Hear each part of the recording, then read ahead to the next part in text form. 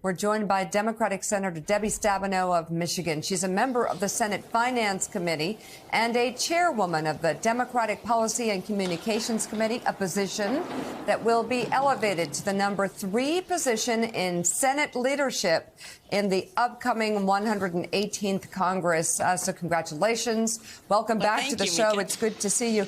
Let's start with that number, though. Good to see you. Let's start with that number that just crossed. You're on the Finance Committee. I'm just wondering what you think of it, how you think it'll impact Americans, and what more can Congress do to help Americans who are hurting? Well, I think it's really good news. I mean, second month in a row that the CPI is going in the right direction. And when you couple that with 10.5 million jobs created in the last 2 years, the most ever of any president in their first 2 years, I was with a group of battery manufacturers and supply chain folks yesterday in Michigan who are so positive about what we've done with the new tax incentives and so on.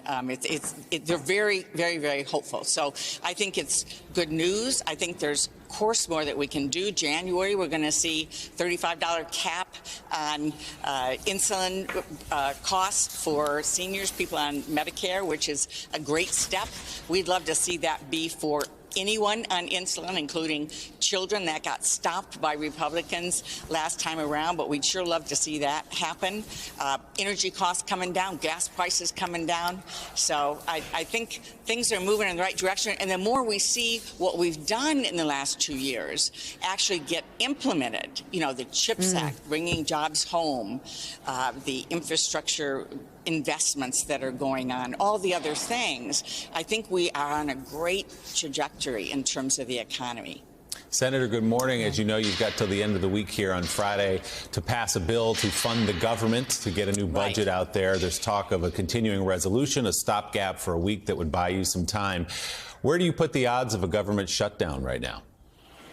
Well, Willie, I hope they're very low. I do think we're going to have to extend by 1 week the funding for the federal government. I've been joking with folks. I played the piano and do Christmas carols tomorrow morning at the Senate prayer breakfast. We'll be doing Christmas carols, and I said, I hope I don't have to pull up the piano on Christmas Eve. But it's going to be close. It's going to be close on that one. But I do think there is a great work going on in the Senate, a lot of bipartisan work that's going on, and it would be completely irresponsible, not just to shut down, but to do flat funding for all of next year, and what that would mean to our troops, to our military readiness, to our ability to implement the CHIPS Act to bring these jobs home, everything from what we need to do around domestic violence funding that would be stopped to health care, children, seniors. It would be completely irresponsible. Senator, good morning. Jonathan Lemire. Wanted to ask you about the National Defense Authorization Act, of course, playing a role there. It includes, the language at the moment, includes a win for Republicans because it strips out the COVID-19 vaccine requirement for members of the military at a time, we should note, when COVID cases are starting to surge again across the nation. Just wonder if you could talk to us about the process and the thinking there. Well, Jonathan, I mean, you're right. This was in their minds, a political win. But the reality is this: 99% of our men and women in the armed services are vaccinated. They get multiple vaccinations. DOD is way ahead of everybody else in terms of their employees. So I think as a practical matter, they understand the seriousness. They're not going to play politics with it, and that people will be vaccinated. This is just a continual part of, you know, what the Republicans are doing to try to create wedge issues, and there's no question that we're seeing the numbers go up. I heard your interview with Dr. Fauci, and it's something we should all be paying attention to, and frankly, we should all be getting vaccinated to protect ourselves and our families. Senator, it was 1 week ago today that the book was finally closed on all the midterm elections, with Senator Warnock holding on to his seat in the state of Georgia. And so much attention rightly was paid to your state of Michigan, where election deniers were beaten back, where abortion was a central issue. With a little bit of distance from it now, can you talk about what happened in your state, what it means for your state, but even nationally, what we saw on Election Day? Well, I'm really excited about what happened in Michigan on Election Day, and also the fact that it was a culmination of a lot of things that we've been working on. Of course, we had phenomenal candidates, but we also, for the first time, had a nonpartisan redistricting commission plan that was put forward. This is something we put on the ballot in 2018 to have a new way of doing it, not a partisan way, but nonpartisan way.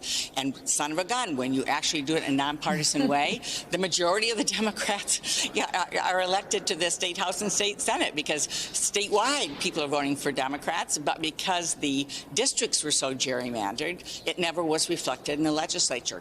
And now it is. And so we also passed in 18 voting rights protections, same-day voter registration, and so on. It was so exciting to see on college campuses, on University of Michigan, Michigan State, and others, long lines of young people waiting in line to vote and to register. They could register, they could vote.